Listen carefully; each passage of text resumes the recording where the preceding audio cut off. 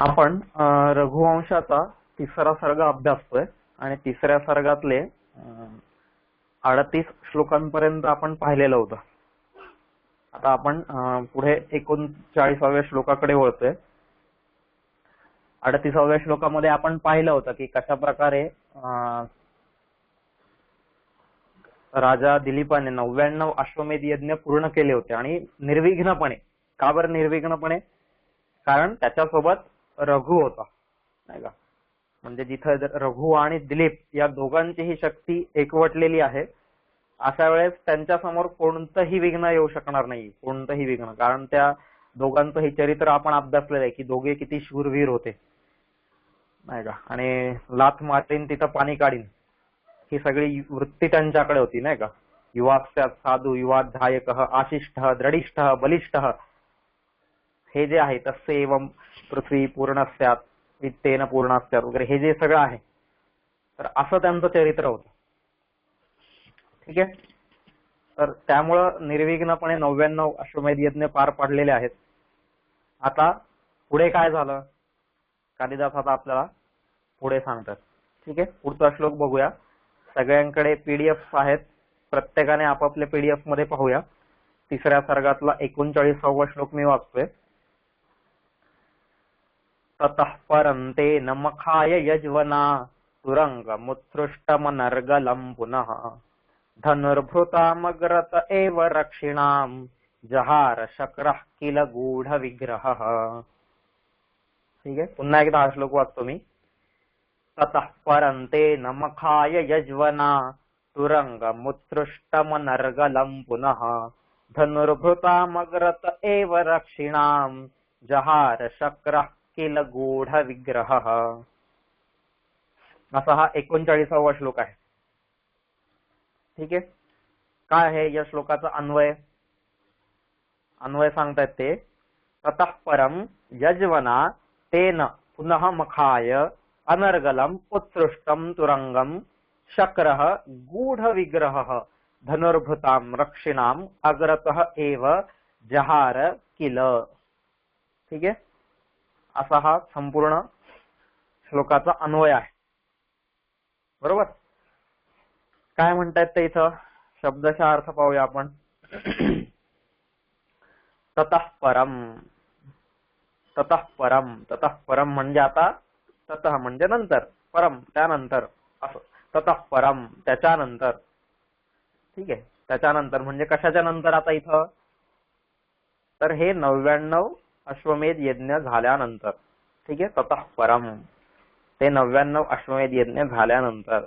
यज्वना तेन, यज्वना, यज्वना, यज्वना म्हणजेच ज्याने यज्ञाची दीक्षा घेतली आहे तो यज्वना. ठीक आहे. तेन त्या राजाने किंवा त्याने, यज्ञाची दीक्षा घेतलेल्या त्या राजाने, यज्ञाची दीक्षा घेतलेल्या त्याने. यज्वना तेन. ठीक आहे. ज्याने यज्ञाची दीक्षा घेतली आहे त्याने म्हणजेच कोणी आता इथं? तर इथं राजा दिलीपाने. आता राजा दिलीपासाठी हे एक विशेषण वापरलेलं आहे इथं. ठीक आहे. कालिदास कसं आहे, कालिदास असं सरळ सांगत नाही कधी आपल्याला. एखादी गोष्ट आहे ना, त्याची शैली आहे ती, आणि त्या शैलीमध्ये एक सौंदर्य आहे. सरळ तो म्हणू शकत होता त्या दिलीपाने, पण त्याच्यासाठी तो विशेषण वापरतो इथं. काय? यज्वना.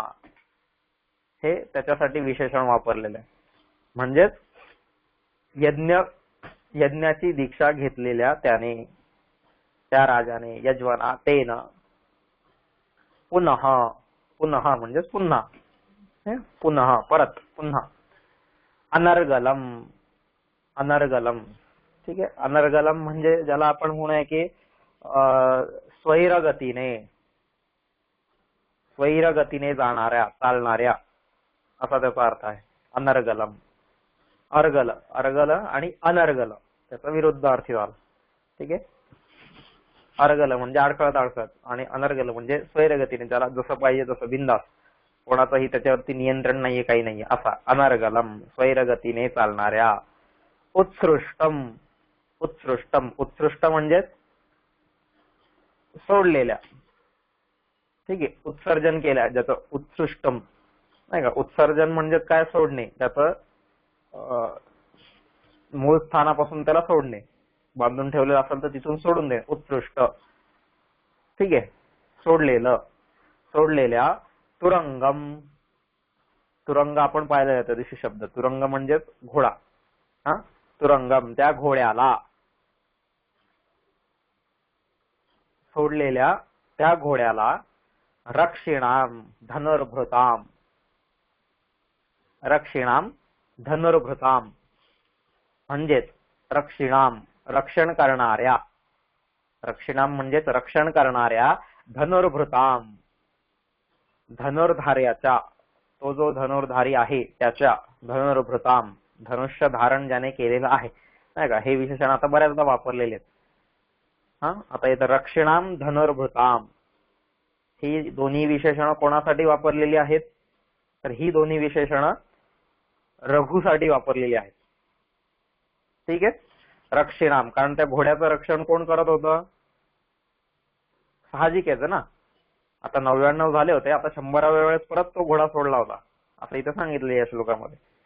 मग तो परत 100व्या वेळेस सोडला जेव्हा घोडा, त्यावेळेस सुद्धा त्याचं रक्षण कोण करत होतं, रक्षिणाम रक्षण करणारा कोण आहे, तर रघु. रक्षिणाम हे त्याच्यासाठी विशेषण वापरलेले. आणि धनुर्भृताम ज्याने धनुष्य हातात धारण केलेलं आहे असा, धनुर्भृताम. ठीक आहे, रक्षण करणाऱ्या धनुर्धार्याच्या. अग्रत एव, अग्रत एव म्हणजेच आपण एकदम म्हणतो ना डोळ्यान देखत, त्याच्या समोरच. अग्रत त्याच्या पुढ्यातूनच, किंवा ज्याला आपण म्हणतो त्याच्या नाकाखालीच, त्याच्या नाकावर टिच्चून असं आपण जे म्हणतो ना, असं. अग्रत एव त्याच्या पुढ्यातूनच, त्याच्या डोळ्यान देखतच. गूढ विग्रह, गूढ विग्रह. गूढ, गूढ म्हणजेच गूढ शब्द आहे की गुप्त, अदृश्य, जे सगळ्यांना माहित नाहीये, सगळ्यांना दिसत नाही असं. गूढ विग्रह, जो गूढ आहे असा. गूढ असलेला किंवा अदृश्य असलेला असा. शक्र, शक्र, शक्र शब्द कसा बनलेला आहे, जसं आपण आधी शब्द पाहिला होता ना, शतक्रतू. शतक्रतू असे दोन शब्द झाले. शत म्हणजे 100, क्रतू म्हणजे शक्ती असलेला किंवा यज्ञ करणारा असा त्याचा अर्थ झाला ना, शत आणि क्रतू. मग हा शब्द शक्रत कसा तयार झालाय, शत मधला श घेतला आणि क्रतू मधला क्र घेतला.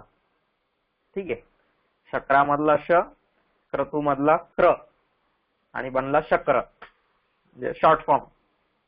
नाही का, आज म्हणजे ही शॉर्ट फॉर्म करण्याची पद्धत काय आजची आहे अशातला भाग नाहीये. प्राचीन काळापासून हे लोक शॉर्ट फॉर्म सगळे जाणत होते. आणि म्हणजे आज आपण पण काय शॉर्ट फॉर्म करू असे संस्कृत भाषेमध्ये शॉर्ट फॉर्म केलेले सगळे जागोजागी. म्हणजे कोणतंही तुम्ही सूत्र बघाल ना, सूत्र पद्धती ही संस्कृत वाङ्मयाचं खूप सगळ्यात मोठं वैशिष्ट्य आहे. सूत्र पद्धती त्याला म्हणतात. म्हणजे खूप कमी शब्दांमध्ये खूप काही सांगून जातात ते. व्याकरण म्हणा, दर्शनशास्त्र म्हणा, किंवा असे जे काही सगळे ग्रंथ आहेत, किंवा काव्यशास्त्र म्हणा, कोणत्याही शास्त्रांचा जर आपण अभ्यास केला आणि त्याच्यातली जी सूत्र आहेत, तर ती सूत्र एकदम कमी शब्दांमध्ये खूप मोठी माहिती सांगून देतात. म्हणजे कमी शब्दामध्ये जास्त सांगणं हे या लोकांना जमायचं, आणि त्या काळातल्या लोकांना ते समजायचं पण. पण आता आज आपल्याला ते एक सूत्र घ्यायचं म्हटलं ना, तर एक सूत्र समजवायला तास भर जातो, की असं असं सांगायचंय बरं का रे इथं या सूत्रामध्ये, आणि तरी तासभर सांगून झाल्यावर त्याला कळायला नाही का नाही हा वेगळाच प्रश्न आहे परत. पण तशी सूत्र असतात. सूत्र पद्धती हे खूप मोठी सूत्र वाङ्मय ज्याला म्हणूया किंवा सूत्र पद्धती ही संस्कृतची जगाला खूप मोठी देणगी आहे.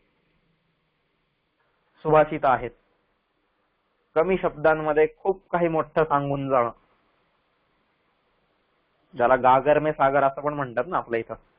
गागर में सागर म्हणजे एका छोट्याशा मडक्यामध्ये अख्खा समुद्र समाविष्ट केलेला आहे असं. तर हे शॉर्ट फॉर्म्स किंवा हे सूत्र पद्धती हे वगैरे सगळं एकदम प्राचीन काळापासून अवगत होतं.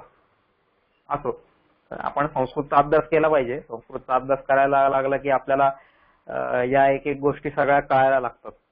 त्या भाषेचं श्रेष्ठत्व कळायला लागतं. थोडं तिकडं वळायला पाहिजे आपण. ठीक आहे, असो. तर गूढ विग्रह अदृश्य असलेला शक्र, शक्र म्हणजेच इंद्र नाही का, शतक्रतू शक्र इंद्र. तर इंद्र जहार किल, जहार रुहरती म्हणजे हरण करणे, जहार त्याने हरण केलं,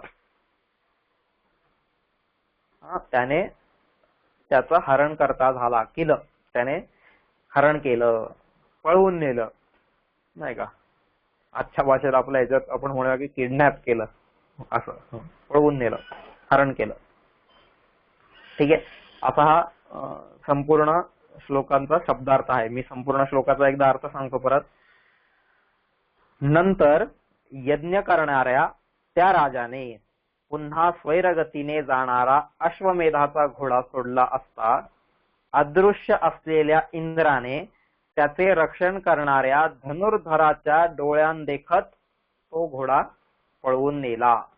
आता घोडा तो म्हणजे तो घोडा पळवून नेला. ठीक आहे, पुन्हा एकदा श्लोकाचा अर्थ सांगतो.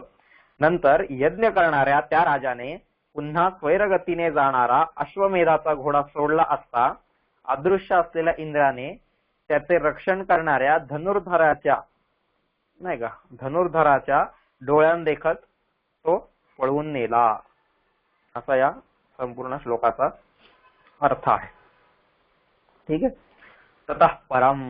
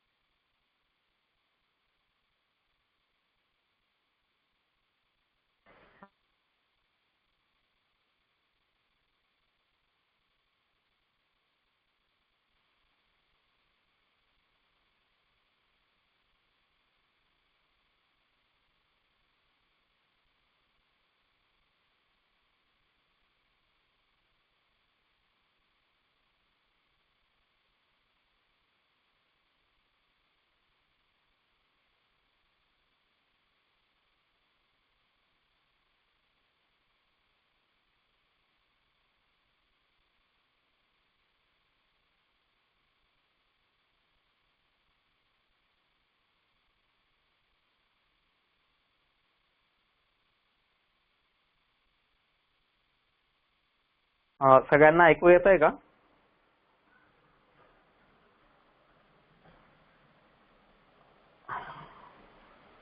हा ठीक आहे, चालेल. काय माहित नाही मध्येच कसं काय ते आज हे झालं जरा. ठीक आहे, तर ठीक आहे आलं लक्षात आलं. पोचले तुमचे मेसेज, पोचले माझ्याकडे. हा तर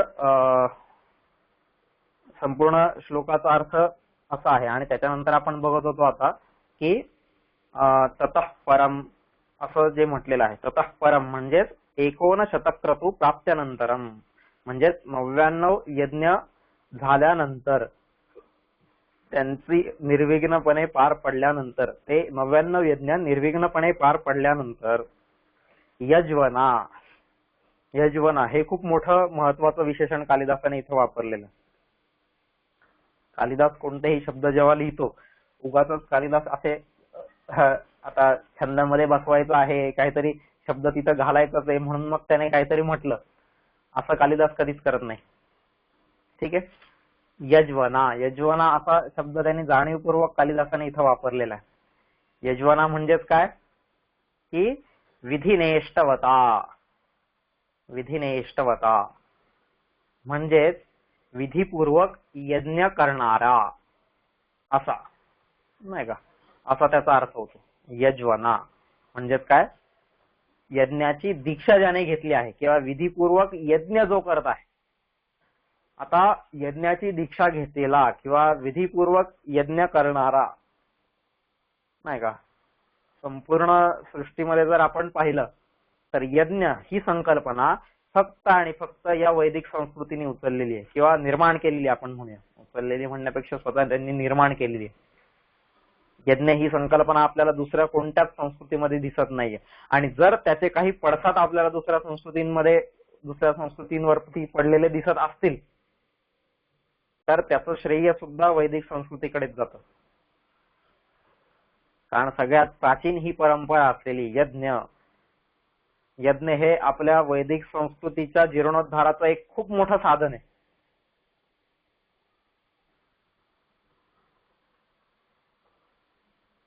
आणि मग हा यज्ञ कोणी करायचा आहे किंवा कोण करू शकतंय, तर यज्ञ हा प्रत्येकाने करायचा आहे, प्रत्येकाने करायचा आहे,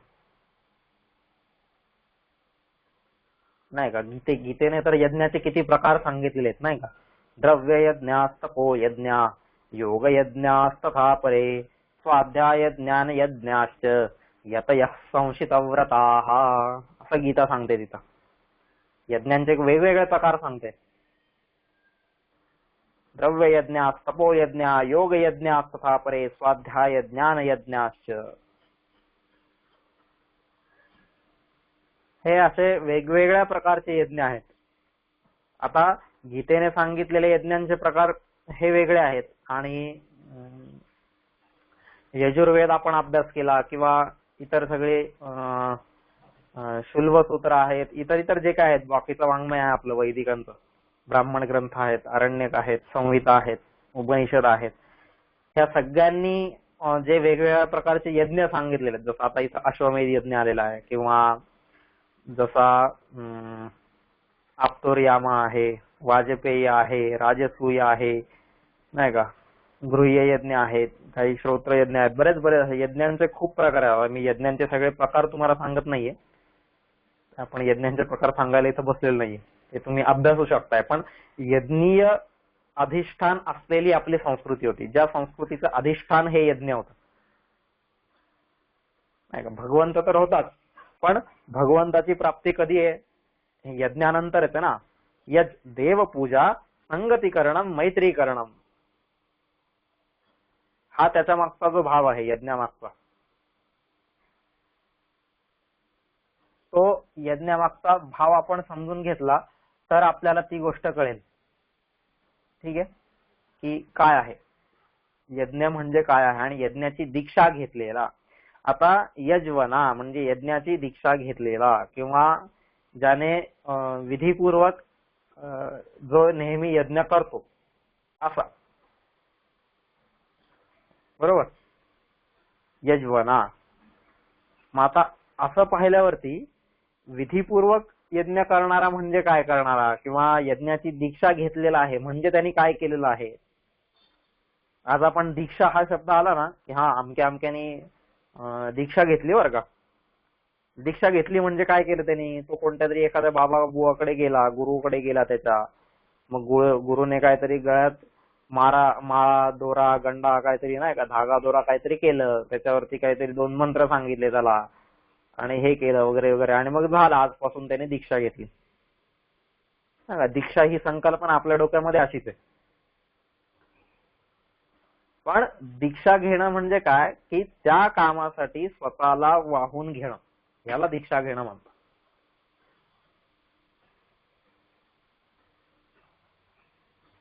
दीक्षा म्हणजे काय, असं ह्याच गोष्टी केल्या पाहिजेत अशातला काही भाग नाहीये. जिजाबाईंनी हिंदवी स्वराज्याची दीक्षा शिवाजी महाराजांना दिली, असं जर वाक्य म्हटलं आपण, मग काय जिजाबाईंनी त्यांच्या गळ्यात 2 गंडे बांधले का, दोरे बांधले का, असं नाहीये. म्हणजे ते ध्येय दिलं. दीक्षा म्हणजेच काय, एक प्रकारचं ध्येय देणं, एक प्रकारची दृष्टी प्रदान करणं, याला दीक्षा देणं म्हणतात. आणि दीक्षा घेणं ह्याचा अर्थ पण तोच आहे. की ती जी दिलेली दृष्टी आहे, तो जो दृष्टिकोन आहे, ते जे ध्येय आहे नाही का, तो जो विचारांचा वारसा असेल किंवा त्या ज्या काही गोष्टी असतील त्यांचा स्वीकार करणं, याला दीक्षा घेणं म्हणतात. माझ्या जीवनामध्ये आता इथून पुढं याच क्षेत्राला प्राधान्य असेल.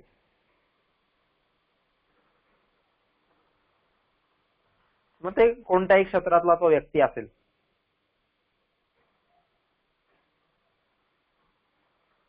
एखादी खूप स्वयंपाकामध्ये सुगरण असलेली स्त्री असेल, खूप सुगरण म्हणजे असे तिने काहीही पदार्थ कसाही बनवावा सुंदरच लागतो, अशी समजा सुगरण आहे एखादी, तर तिच्या बाबतीत आपण म्हणू शकतो की हिने जणू काही स्वयंपाकाची दीक्षाच घेतलेली आहे. तिच्या जीवनात ते एकच ध्येय आहे. का बरं तिला त्या गोष्टी येतात? कारण सतत तिच्या डोक्यामध्ये त्याच गोष्टींचं चिंतन असतं आणि आपोआप तिचे पदार्थ चांगले बनतात. एखादा खेळाडू असेल, कोणता पण, कोणताही प्लेअर बघा तुम्ही जगातला, जो महान प्लेअर झालेला आहे, महान खेळाडू झालेला आहे, त्याने जणू काही त्या खेळाची दीक्षा घेतलेली आहे. मग तो फुटबॉल असो, क्रिकेट असो, बॅडमिंटन असो, टेबल टेनिस असो, कोणताही खेळ बघा तुम्ही, आणि त्या खेळातला जो सगळ्यात श्रेष्ठ जागतिक वैश्विक लेवलचा जो खेळाडू आहे वैश्विक पातळीवरचा, तो बघा, त्याने जणू काही त्या खेळाची दीक्षा घेतलेली आहे. आता दीक्षा घेतलेली आहे म्हणजे काय, त्याच्या गळ्यात कोणी माळा दोरागंडा बांधलेला आहे का? नाही. त्याच्या जीवनामध्ये तेवढं एकच ध्येय आहे.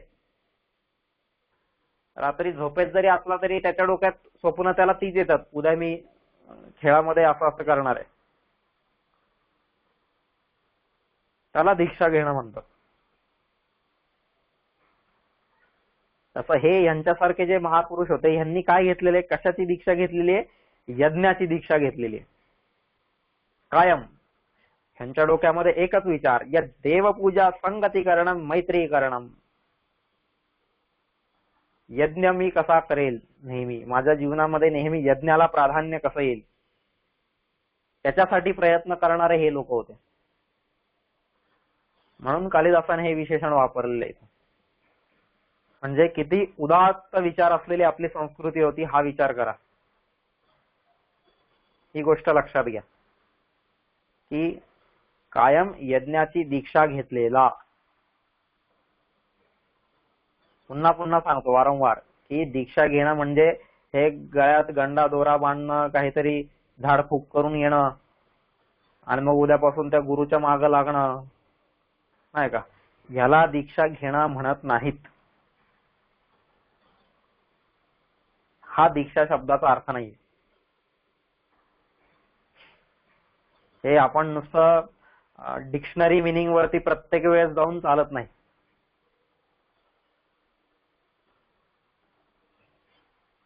दरवेळेस त्या शब्दाचा ज्याला आपण लिटरल मिनिंग असं त्याला म्हणतो,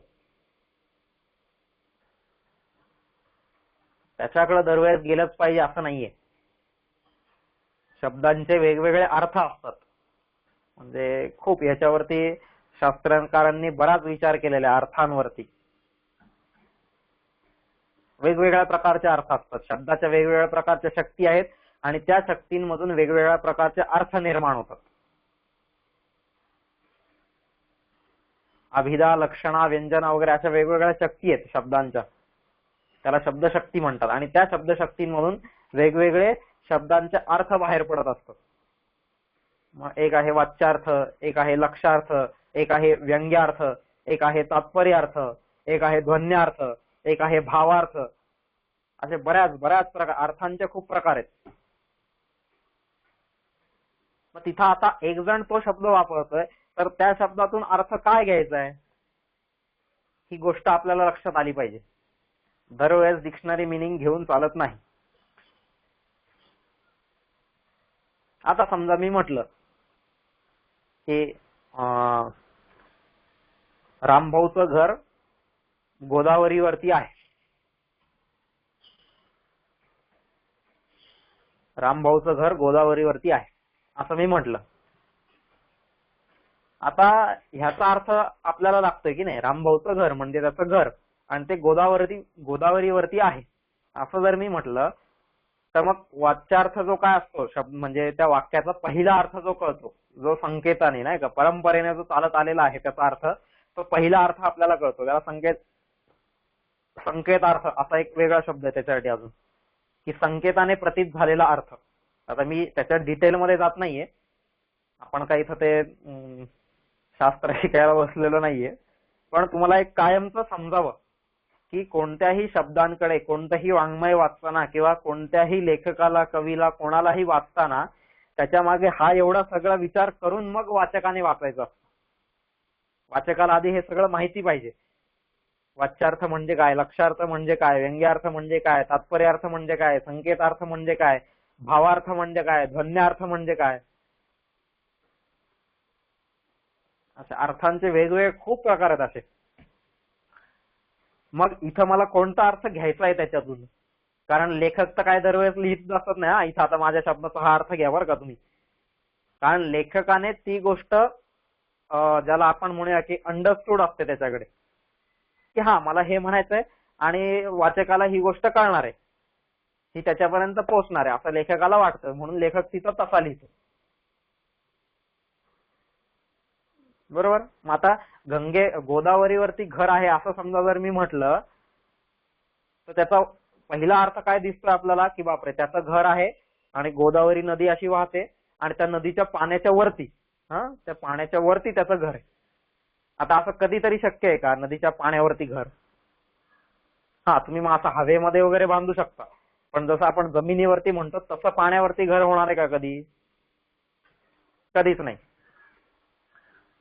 मग उद्या एखाद्याने ते वाक्य वाचून जर तसा अर्थ घेतला की पाण्यावरती घर, आणि मग तो तिथं सांगत सुटला सगळ्यांना, अरे या लेखकाला काय अक्कलच नाही, अकलीचा भागच नाहीये याला, हा पाण्यावरती घर म्हणतोय. पाण्यावरती कधी घर होणारच नाहीये, गोदावरीवरती घर कधी होणारच नाहीये, नाही का? असं तो सगळ्यांना सांगत सुटणार का?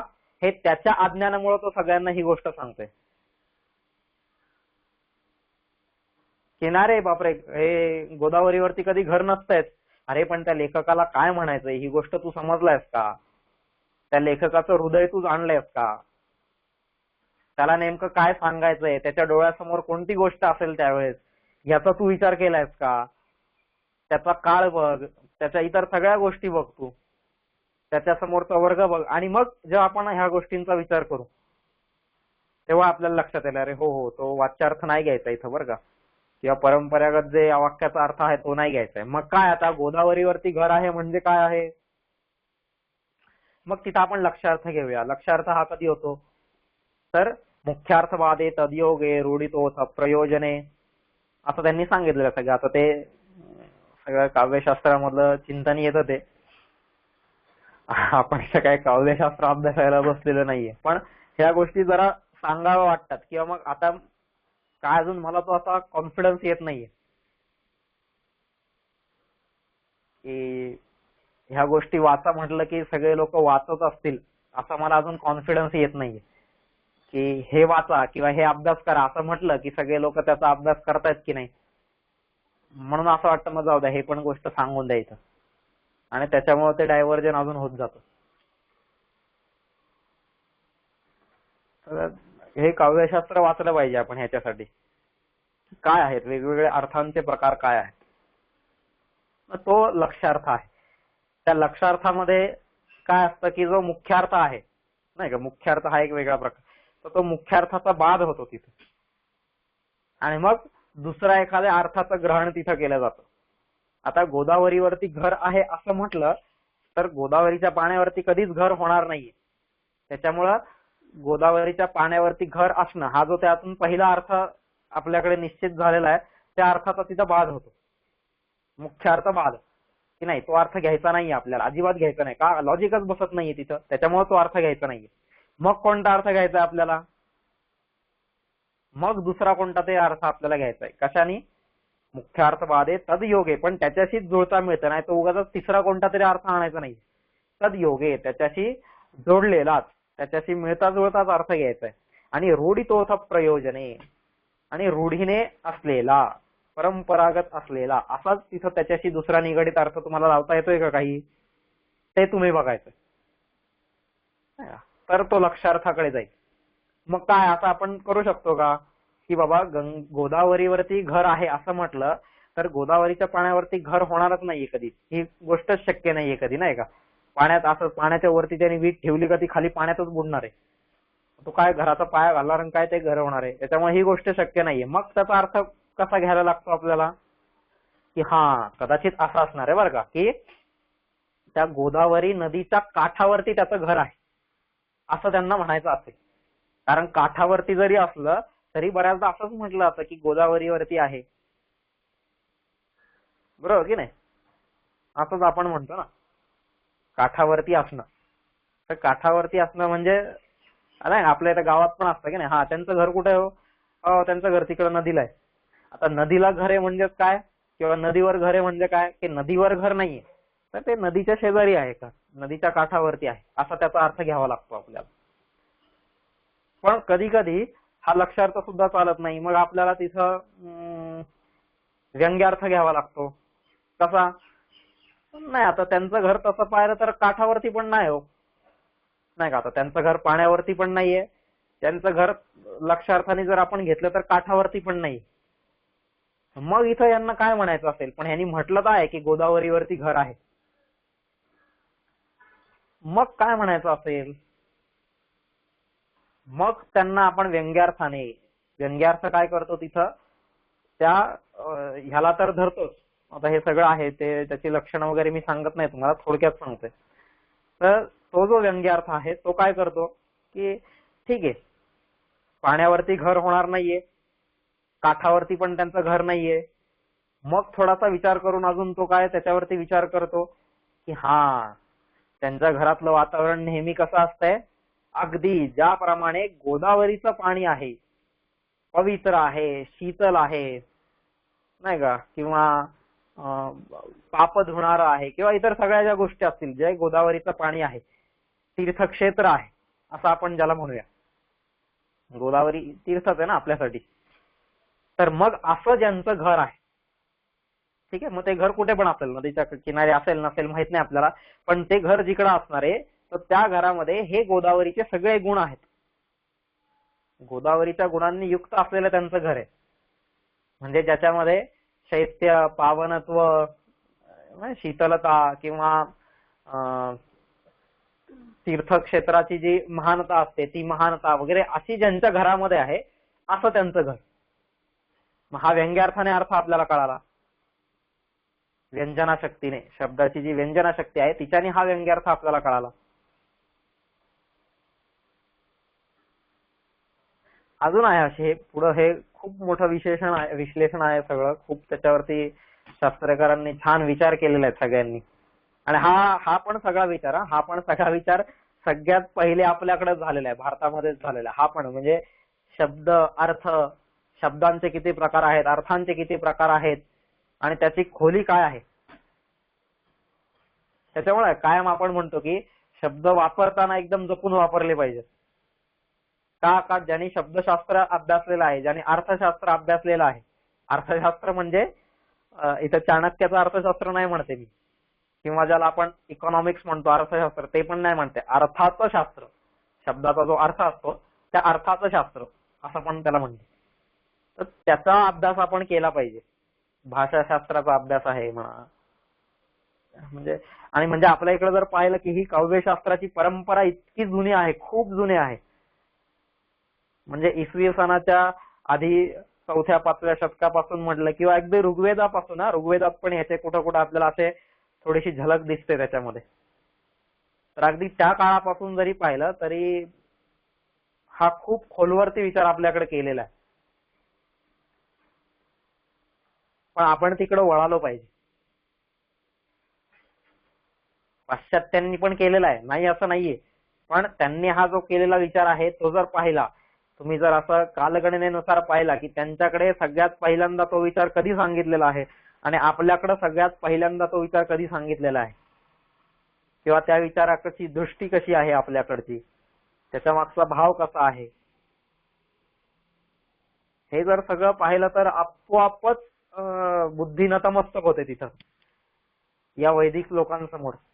तेव्हा या भारतीय संस्कृतीचे जे सगळे आधारस्तंभ आहेत त्यांच्यासमोर आपोआप बुद्धी नतमस्तक होते. ठीक आहे. तर असं आता सांगण्याचा तात्पर्य म्हणजे कोणतंही तुम्ही वाचताना, ऐकताना, बोलताना, काहीही करताना त्याच्या मागे या सगळ्या अर्थांचं तिथे एक विश्लेषण बघा, की इथं नेमकं कवीला काय सांगायचं, इथं नेमकं लेखकाला काय सांगायचं असेल, कोणती गोष्ट त्याला हायलाईट करायची आहे, याच्यातून कोणता अर्थ त्याला अपेक्षित असावा, हा प्रत्येक विचार आपण तिथं केला पाहिजे. ठीक आहे. तर इथं यजवना सांगण्याचं तात्पर्य, मुळात आपला शब्द इथं आहे यजवना, म्हणजे त्या यज्ञाची ज्याने दीक्षा घेतलेली आहे असा. यज्ञाची दीक्षा घेतलेली आहे म्हणजेच काय, कुठं माळ घेतलेली आहे मग चाललाय रोज यज्ञ असं नाहीये, तर यज्ञाचं ध्येय घेतलेलं आहे, यज्ञाचं वेड त्याला लागलेलं जणू काही, असं आपण त्याला म्हणूया. की त्याच्या जीवनामध्ये यज्ञाशिवाय दुसऱ्या कोणत्या गोष्टीला प्राधान्यच नाहीये असं आपण म्हणूया. नाही का आजच्या भाषेत, पण आता ज्याला आपण आजच्या भाषेमध्ये दीक्षा घेणं म्हणतो, ह्यानी अमुक अमुक धर्माची दीक्षा घेतलेली आहे, अमुक अमुक पंथाची दीक्षा घेतलेली आहे, अमुक अमुक कार्याची दीक्षा, असं जे काय म्हणतो आपण नाही का. मग त्याच्याकडून आपण अपेक्षा काय करतो नेहमी, अरे तू जर आता संन्यासाची दीक्षा घेतली समजा, तर तू कायम संन्यासीच राहा ना, मग इतर गोष्टींमध्ये कशाला डोकं घालतो तू, असं आपण म्हणतो की नाही सहज. हे आपण म्हणणाऱ्यांची जात तर अजून वेगळीच असते, एक स्वतः कधी काही करत नाही पण दुसऱ्याला मात्र कायम सांगत राहायचं आपण, हा तू असं कर तू तसं कर बरं का. आणि ते प्रत्येकाला आवडतं असं दुसऱ्याला सांगायला, म्हणजे मी स्वतः काही करणार नाही पण मी दुसऱ्याला मात्र नेहमी सांगत राहणार.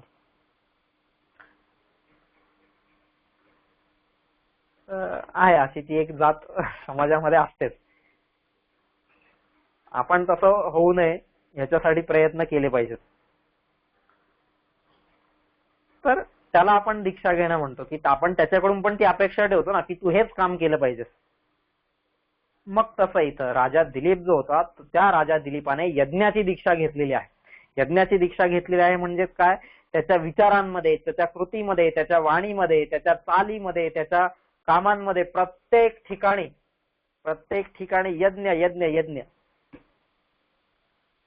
आणि यज्ञ म्हणजे ज्याला आपण म्हणून आत्ताच्या काळामध्ये यज्ञ म्हणल्यावर आपल्या डोक्यासमोर तेच येतं, की 4 ब्राह्मण बसलेले आहेत, काहीतरी मंत्र घोकतायत तिथं, शुद्ध अशुद्ध कसे जसे त्यांना येतात. म्हणजे आता हल्ली तर मी ते खूपच बघतो असं, की काय म्हणजे त्यांनी ते कुठून शिकून येतात का काय करतात माहित नाही, होम हवनाला बसतात आणि तेच काय रे, श्राद्ध जरी असलं तरी तेच मंत्र म्हणणार, तो एखाद्याचं बाळसं असलं तरी तेच मंत्र म्हणणार, लग्न असलं तरी तेच मंत्र म्हणणार, अजून काय सत्यनारायण असेल घरातला तरी तेच मंत्र म्हणणार, काहीही असो.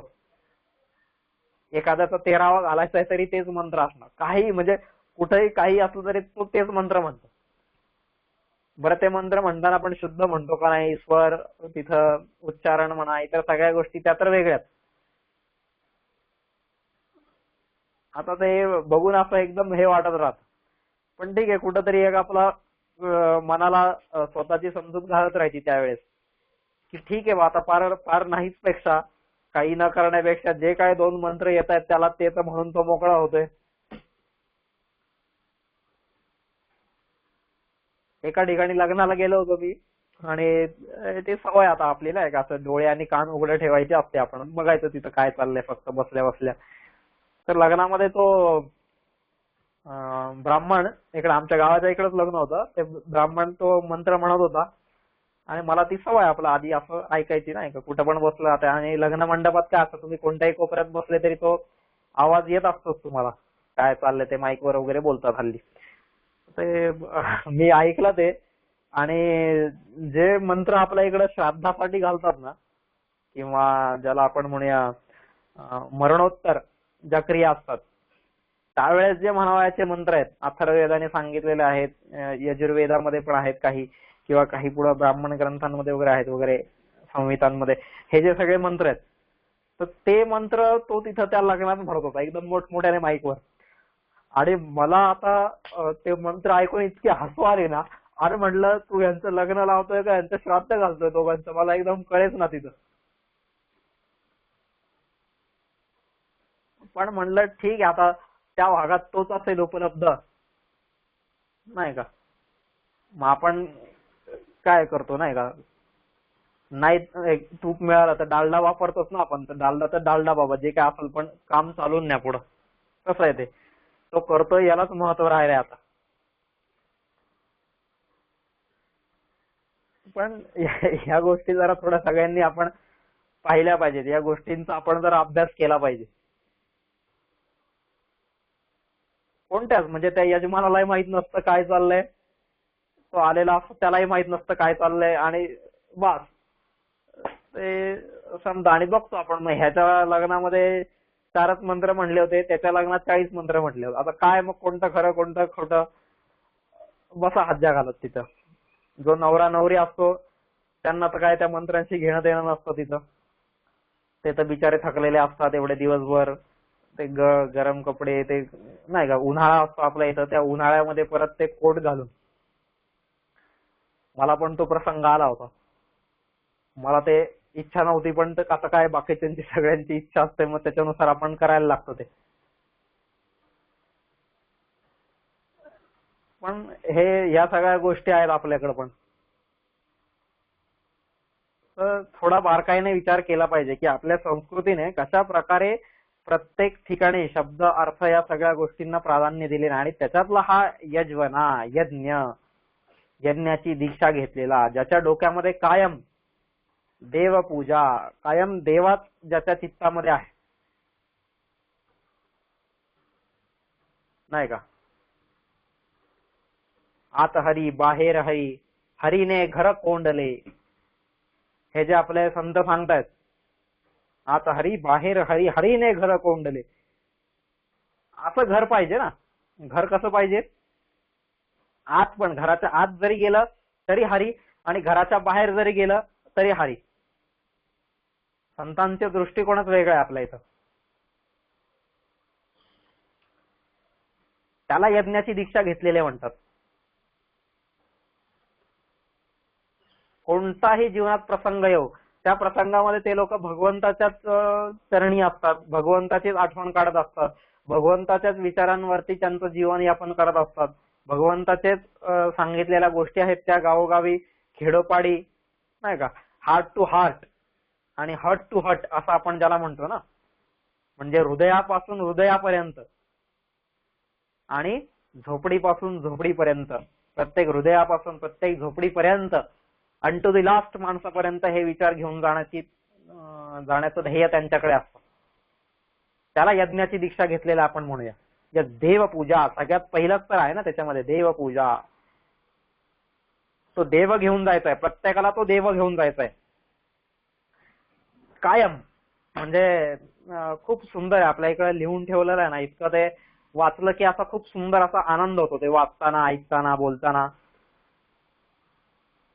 विक्रेतु कामा किल गोप कन्या, मुरारी पादार्पित चित्तवृत्ती, दद्यादिकं मोहवशाद वोचत, गोविंद दामोदर माधवेती, गृहे गृहे गोप वधू कदंबा, नाही का. हे सगळ्या ज्या गोष्टी आहेत या सगळ्या काय म्हणजे किती सुंदर आहे की त्या गोपी ज्या आहेत, मथुरेतल्या गोकुळातून मथुरेत जाणाऱ्या किंवा मथुरेतल्या गोपी ज्या कोणी असतील, त्या सगळ्या निघालेल्या आहेत बाजारामध्ये दूध घेऊन. आणि बाजारामध्ये दूध, दही, ताक, लोणी ह्या सगळ्या गोष्टी घेऊन निघालेल्या आहेत. पण त्याच्यातली प्रत्येक जण तिथं म्हणताना काय म्हणते, कोणी दही घ्या, दूध घ्या, तूप घ्या असं आपण म्हणतो ना, पण त्याच्याऐवजी त्या गोपींच्या मुखातून काय निघायचं, गोविंद दामोदर माधवेती. अरे कोणी गोविंद घ्या, कोणी गोपाळ घ्या, कोणी माधव घ्या, कोणी काय या सगळ्या गोष्टी घ्या, कोणी कृष्ण घ्या, कोणी कान्हा घ्या, जे काय ते म्हणत असतील त्यावेळेस, गोविंद दामोदर माधव, कोणी दामोदर घ्या, कोणी माधव घ्या, कोणी गोविंद घ्या. किती सुंदर. गृहे गृहे गोप वधू कदंबा, की प्रत्येक घराघरामध्ये त्या जाऊन काय सांगतायत, अरे दही घ्या हे त्यांच्या तोंडातून निघतच नाहीये. त्यांच्या तोंडातून काय निघतंय, कोणी कृष्ण घ्या, कोणी गोपाळ घ्या, कोणी गोविंद घ्या, कोणी माधव घ्या. त्या कृष्णाला घेऊन जात आहेत सतत, त्याचे विचार त्यांच्या डोक्यामध्ये आपोआप. जे आणि कसं असतं, जे आपण म्हणतो ना आपल्या मराठीमध्ये एक म्हणे, मनी वसे ते स्वप्नी दिसे वगैरे, या ज्या सगळ्या गोष्टी आहेत किंवा जे चित्तामध्ये असतं ते आपोआप कृतीमध्ये येतं, जे मनामध्ये असतं ते आपोआप ओठावरती येतं नंतर, असं आपण म्हणतो बऱ्याचदा, नाही का. डोळ्यांमध्ये ते दिसतं. एखाद्या मुलीला पाहून एखाद्या मुलीचं नाव घेतल्यावरती हा लाजला का समजायचं हा ह्याचं तिच्यावरती प्रेम आहे. आपोआप ते सांगायची गरज नाही आपल्याला, कारण त्याच्या जे मनात आहे ते त्याच्या चेहऱ्यावरती, हावभावामध्ये, वाणीमध्ये येतच ते आपोआप नकळत. मग कसं ते ह्यांच्या चित्तामध्येच कायम तो कृष्ण होता.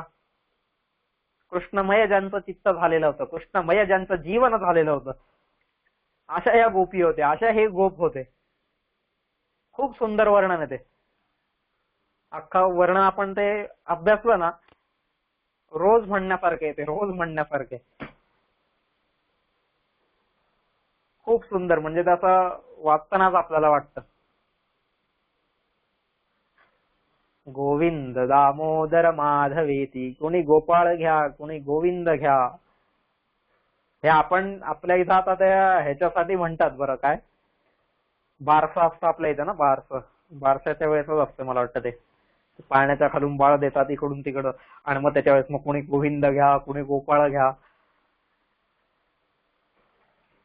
पण त्याचा अर्थ काय आहे, ते का करायचं आहे तसं,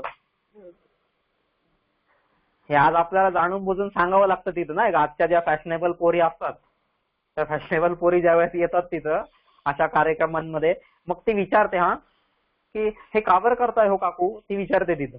मग तिला ते काकूलाही माहित नसतं का बरं करताय, काकू आपली काहीतरी सांगते आणि मग ते तिला पण कळत नाही, ते ती म्हणते जाऊ दे यांचा टाइमपास चाललाय काहीतरी. पण त्याच्या मागचा अर्थ काय आहे, का बरं ते का म्हणायचंय तिथं, गोविंद घ्या, गोपाळ घ्या, बाळ देताना का म्हणायचंय, हे आज आपल्याला जाणून बुजून म्हणावं लागतंय. पण त्या काळात ही जी परंपरा जिथून सुरू झालेली आहे तिथं त्यांना दुसरी नावच येत नव्हती काही, त्यांच्या तोंडात कायम तो कृष्ण बसलेला होता. तसं आहे, म्हणजे ज्यांनी कायम कृष्ण भक्तीची दीक्षा घेतलेली आहे अशा त्या गोपी होत्या, अशा त्या गोपांगना होत्या, असे ते गोप होते, असे ते मथुरावासी, गोकुळवासी, जे काय सगळे लोक असतील. नाही का, अर्जुनाचा तो प्रसंग आहे महाभारतातला. अर्जुन झोपलेला असतो आणि त्याच्या श्वासातून कृष्ण कृष्ण कृष्ण असा तेव्हा उच्छ्वासातून आवाज येत असतो कायम, की ज्याच्या चित्तामध्ये कायम एकच आहे, तो म्हणजे कृष्ण. कृष्णमय जीवन झालं पाहिजे. कृष्णाची दीक्षा घेतलेली, कृष्ण भक्तीची दीक्षा घेतलेली, असे हे लोक होते. मग आता इथं दीक्षा घेतली म्हणजे काय, अर्जुन गेला का कृष्णाकडं, माझ्या गळ्यात 2 गंडे घाल रे चल तुझ्या नावाचे, असं नाहीये. दीक्षा ही घ्यावी लागत नाही, आपोआप नकळत येते ती, नकळत नकळत ती गोष्ट येते आपल्यामध्ये. त्याला मग म्हणून म्हणतो मग आपण त्याने दीक्षा घेतली, ती नकळत आलेली. आता ते काय चला आज मी दीक्षा घेतो, नकळत ती गोष्ट नकळत येते. उपनयन संस्कार जो आहे आपण मागे पाहिला होता, त्या उपनयन संस्कारामधूनच ही दीक्षा मिळाली पाहिजे. तिथपासूनच त्याला त्याचं ध्येय कळालं पाहिजे, तिथपासूनच त्याला त्याच्या जीवनाचा मार्ग कळाला पाहिजे, जीवनाची दिशा कळाली पाहिजे. त्याला दीक्षा घेणं म्हणतात, किंवा देणं, जे काय आपण म्हणूया. तर ती यज्ञाची दीक्षा ज्याने घेतलेली आहे असा तो राजा दिलीप होता, जरीही तो राजा होता. विचार करा, ही गोष्ट फक्त आणि फक्त भारतीय संस्कृतीमध्ये पाहायला मिळेल. इतर तुम्ही बेबिलोनियन पहा, सुमेरियन पहा, किंवा रोमन पहा, ग्रीक पहा, लॅटिन, इतर ज्या कोणत्या तुम्हाला ज्या संस्कृतींचा अभ्यास करायचा आहे त्या संस्कृतींचा अभ्यास करा, आणि तिथं यज्ञाची दीक्षा घेतलेला राजा तुम्हाला कुठं दिसतोय का, राजा पण नाही, सम्राट. यज्ञाची दीक्षा घेतलेला असा सम्राट तुम्हाला तिथं कुठं दिसतोय का. यस, देवपूजा, संगतीकरणम, मैत्रीकरणम, ही माझ्या राष्ट्रामध्ये मला संगतीकरण उभी करायची, संगतीकरण उभं करायचंय मला. सगळ्या लोकांची एक संगत उभी झाली पाहिजे, चांगल्या विचारांची संगत उभी झाली पाहिजे, दैवी विचारांचे लोक एकत्र आले पाहिजेत. कृण्वन्तो विश्वम आर्यम, हे काय, कृण्वन्तो विश्वम आर्यम, हे नुसता निर्घोष नाहीये, हा नुसता नारा नाहीये, तर ते एक संगतीकरण आहे. संगतीकरणासाठी चाललेला तो यज्ञ आहे. वसुधैव कुटुंबकम, हे काय आहे, मैत्रीकरणम, नाही का. संगती करणं, मैत्री करणं म्हणजेच हे आहेत वसुधैव कुटुंबकम किंवा कृण्वन्तो विश्वमार्यम. हे काय आहेत? हे त्या यज्ञाची दीक्षा घेतलेल्या लोकांची ब्रीद वाक्य आहेत असं आपण त्याला म्हणूया. त्यांनी यज्ञाची दीक्षा घेतलेली आहे. यज्ञ म्हणजे नुसते 4 ब्राह्मण बसून तिथं स्वाहा स्वाहा करतायत आणि त्याच्यामध्ये तू पण तेलाची नासाडी करतायत अशातला भाग नाहीये. एक त्याच्यातला एक भाग झाला तो, एक ते कर्मकांडाचा एक भाग झाला तो. यज्ञाचे 100 भाग असतील, 100 भागांपैकीचा एक भाग म्हणजे ते होम हवन आलं. पण आज आपण यज्ञ म्हटलं की आपल्या डोळ्यासमोर तेच येतं. अरे हा ज्यावेळेस होम हवन व्हायचा, यज्ञ ही जी संकल्पना होती, होम हवन हे सकाळच्या वेळेस काय अर्धा तास 1 तासाचं काम असेल, पण ते झाल्यानंतर त्याचे पण कारण आहेत. ते का करायचं नाही का, ते केलंच पाहिजे. का करायचे त्याची कारण खूप सुंदर आहेत नाही का. देवासमोर अगरबत्ती लावायचीच आहे आपल्याला, दिवा लावायचाच आहे आपल्याला, फुलं व्हायचीच आहेत, नारळ फोडायचाच आहे. पण त्या गोष्टी का करायच्या ह्या गोष्टी समजून केल्या पाहिजेत. प्रत्येक गोष्ट आपल्या संस्कृतीने दिलेली प्रत्येक गोष्ट तिच्या मागे काहीतरी अर्थ आहे. तसाच या यज्ञामागे सुद्धा अर्थ आहे. काय आहे यज्ञाची दीक्षा घेतली म्हणजे काय केलेलं आहे, यज्ञ करणं म्हणजे काय आहे. होम हवनाला दिवसभर नाही लागत, अख्खा दिवसभर होम हवन करत जर बसलं पण त्याचे डोळे जागेवर राहणार नाहीत. तुम्ही कधी करून बघा, त्या हवनाला बसले असेल तुमच्यापैकी कधी कोणी तर कळेल तुम्हाला. तासभर जरी त्या हवनामध्ये बसले तुम्ही, तुमच्या डोळ्यामध्ये तो धूर जाऊन जाऊन जाऊन पार डोळे कामातून जातात, एवढं पाणी पाणी होत राहतं. दिवसभर जर तो ब्राह्मण नुसता त्या हवनच करत बसला तर काय त्याची अवस्था होईल. 2 महिन्याने ऑपरेशन करायला लागेल दोन्ही डोळ्यांच्या मोतीबिंदूचं, सारखा धूर जाऊन. मग काय आहे की ती एक छोटीशी त्याच्यातली कृती आहे, एक छोटस कर्म आहे त्याच्यातलं. आणि हे झाल्यानंतर काय आहे, हवन म्हणजे एक प्रकारची वातावरण निर्मिती आहे. कधी बघू परत, म्हणजे आता जास्त डिटेलमध्ये नाही सांगत यज्ञ ही काय संकल्पना आहे, कशी आहे, किंवा जायचं असेल ऐकायचंच असेल तर आपण त्याच्यावरती पण विचार करता येईल नंतर आपल्याला. यज्ञ काय आहे, यज्ञ ही संकल्पना समजून घेतली पाहिजे. होम हवन हे काय आहे की वातावरण निर्मिती आहे. आपोआपच त्या क्षेत्रामध्ये ते होम हवन झालं नाही का. तुम्ही कधी बघा, साध आहे की देवासमोर तुम्ही नुसते असेच बसलेले आहेत आणि देवासमोर तुम्ही अगरबत्ती दिवा वगैरे इत्यादी लावून बसलेले आहेत. फरक बघा, काही फरक तुम्हाला जाणवतोय का? काहीतरी फरक नक्कीच निश्चित आहे. म्हणजे ती वातावरण निर्मिती त्याला म्हणू आपण, ती पण आवश्यक आहे. त्याच्यामध्ये हे मंत्रोच्चारण आहे. कधी असं तुम्ही कुठे गेलेले असाल, कधी हे मंत्रोच्चारण ऐकलं असेल कधी कुठे, तर तुम्हाला लक्षात येईल. तर असं सामूहिकरित्या मंत्रांचं उच्चारण केलं जात आहे ना, आपोआपच तिथं त्या भागामध्ये ध्वनी लहरी निर्माण होतात. आणि कसं आहे, ज्याला आपण सायन्सचा अभ्यास करणारे जे आपल्यातले असतील त्यांना मी काय म्हणतो ही गोष्ट कळेल की त्याच्यात ध्वनी लहरी असतात किंवा हे जे काय असतात. म्हणजे काय आहे, सायन्स काय म्हणतं, कधीही शक्ती ही जी आहे किंवा ऊर्जा ज्याला म्हणूया आपण, ती ऊर्जा ही नष्ट होत नाही किंवा निर्माण पण होत नाही.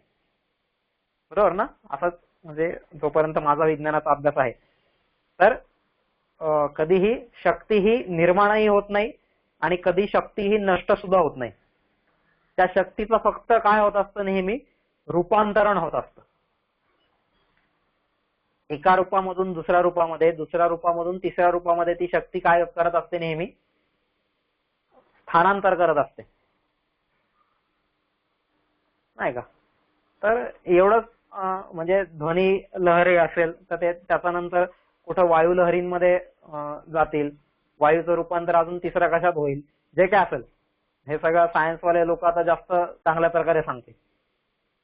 तर ऊर्जा ही रूपांतरित होत असते, ऊर्जा ही कधीच निर्माण किंवा नष्ट होत नाही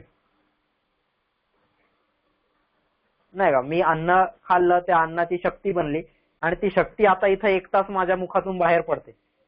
मग ही मुखातून बाहेर पडलेली शक्ती कुठे जात असेल, कुठंतरी या हवेतच विरत असणार आणि मग तिचं रूपांतर अजून तिसऱ्या कशात होत असेल परत माहित नाही आपल्याला. म्हणजे आता ते माहित नाही, म्हणजे माहिती आहे, सायन्सने सांगितलेलं आहे, पण त्या आता इथं सगळ्या सांगण्याच्या सध्या आवश्यकता नाहीये.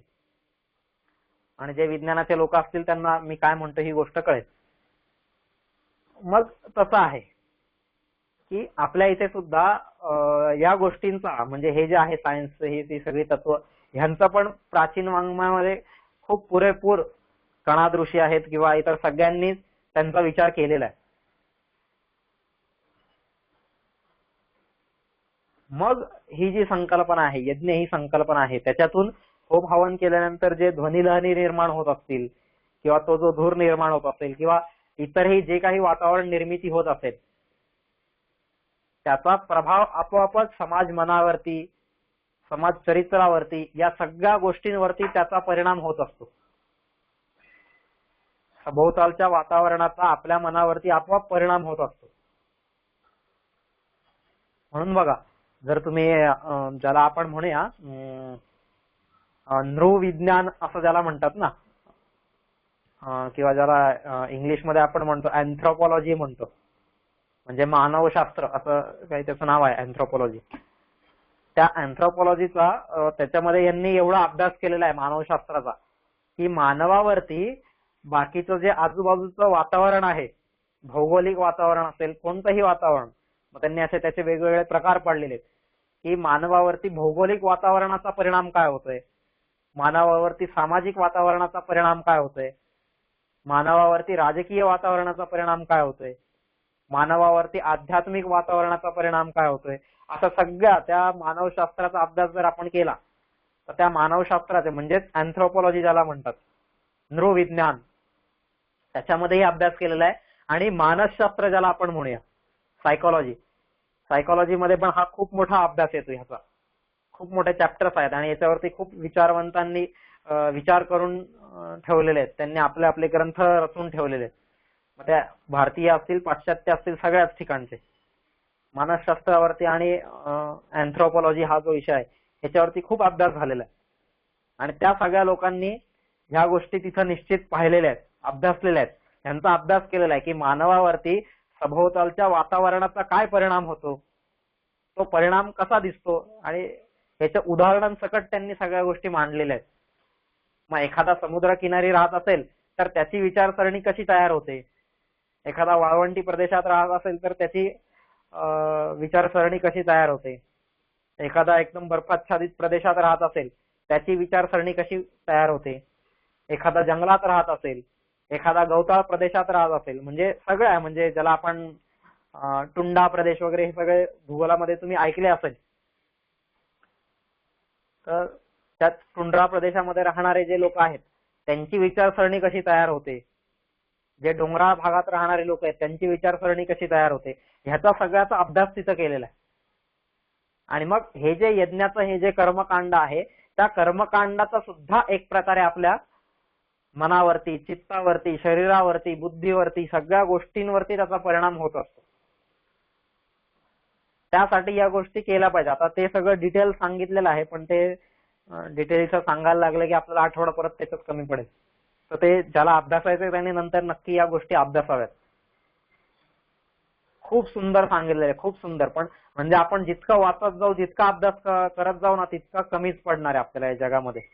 ही किती छान छान शास्त्र आहेत. मानसशास्त्र आहे, मानवशास्त्र आहे, नृविज्ञान ज्याला म्हणतात, खूप सुंदर आहे. यांचा अभ्यास केला पाहिजे, त्यांची पुस्तकं वाचली पाहिजेत. अभ्यास केला पाहिजे म्हणजे आपण काय डायरेक्ट उद्या उठून एम ए मानवशास्त्र एम ए अँथ्रोपॉलॉजी असं केलं पाहिजे अशातला काही भाग नाहीये. एम ए सायकोलॉजी असं केलं पाहिजे अशातला काही भाग नाहीये. तुम्ही डिग्री न घेता पण त्याचा अभ्यास करूच शकताय ना. त्याच्यासाठी डिग्रीच घेतली पाहिजे ही काही आवश्यक गोष्ट नाहीये. पण त्या यज्ञीय कर्मकांडाचा मानव जीवनावरती काय परिणाम होतो ह्याचा खूप मोठा विचार प्राचीन काळात केलेला असणार आहे त्या लोकांनी. असणार म्हणण्यापेक्षा आहेच. त्याची उदाहरणं आहेत सगळी. यजुर्वेद वाचला आपण, अख्खा यजुर्वेद हा यज्ञाचा कर्मकांडच सगळं सांगतोय. त्या यजुर्वेदाचा संपूर्ण अभ्यास आपण केला तर आपल्याला कळेल. मग यजुर्वेदाची जी शुल्वसूत्र असतील, त्याची जी काही गृह्य सूत्र असतील, त्याचे जे काही किंवा जे काही इतर सगळे असतील उपनिषद असतील, त्याचे संवेदा असतील, यजुर्वेदाचे ब्राह्मण असतील, यजुर्वेदाचे आरण्यक असतील, ह्या सगळ्या गोष्टींचा आपण अभ्यास केला तर या यज्ञाची संकल्पना आपल्याला अजून क्लिअर होत जाईल. यज्ञ काय आहे कसा आहे. आता आपण ते यज्ञावरती बोलायला लागलो तर ते खूप दिवस जातील. यज्ञ म्हणजे काय, कसं आहे वगैरे वगैरे. तर आपण तिकडं न जाता नंतर प्रत्येकाने त्याचा अभ्यास करा की काय होते आपल्या संस्कृतीमध्ये यज्ञ ही संकल्पना काय होती, कशी होती, आणि मग त्या यज्ञाची दीक्षा घेतलेला माणूस. असा हा आपला राजा दिलीप होता. एक सम्राट, राजा म्हणण्यापेक्षा सम्राट, असा सम्राट दिलीप, ज्याचं एवढं मोठं साम्राज्य आहे. एवढ्या मोठ्या साम्राज्याचा जो अधीक्षक आहे, अध्यक्ष आहे, त्याने कशाची दीक्षा घेतलेली आहे, तो कशाच्या मागे आहे, त्याच्या चित्तामध्ये, त्याच्या ध्येयामध्ये काय रममाण झालेलं आहे, ते म्हणजे यज्ञ. यज्ञ संस्थेचं ज्याने ध्येय उचललेलं आहे असा तो राजा दिलीप होता. आणि फक्त दिलीप नाही, सगळेच रघुवंशी राजे जर तुम्ही पाहिले पुढं, प्रत्येक राजा हा यज्ञाची दीक्षा घेतलेला राजा आहे. मग अगदी राम असेल, राम पण, दशरथ, अज, रघु, दिलीप, सगळे सगळे जे पण राजे आपण पाहू, हे उगाच श्रेष्ठत्व त्या त्या वंशाला प्राप्त होत नाहीये. ठीक आहे. असो, आपण उद्या 9 वाजून गेलेले आहेत. उद्या आपण परत जरा हा श्लोक बघूया. या श्लोकाचा थोडासा विचार पुढे करूया. पण यज्ञ काय आहे याचा मात्र आपण सगळ्यांनी समजून घेतलं पाहिजे. आणि इथं जे सांगितलेलं आहे यज्वना, नाही का, विधीपूर्वक, तर ते व्यवस्थित ह्या गोष्टींचा आपण अभ्यास केला पाहिजे सगळ्यांनी. तर करत राहूया. अभ्यासासाठीच एकत्र येतोय आपण. जो अभ्यास करतोय इतरांना पण सांगूयात, नाही का. संगच्छध्वम संवदध्वम संवमनावसी आगतम.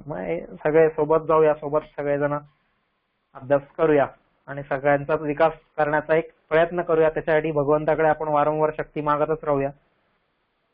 असो, चला मग उद्या सकाळी पुन्हा 9 वाजता 8 वाजता भेटूया आपण आणि याच श्लोकाचं थोडं चिंतन करूया.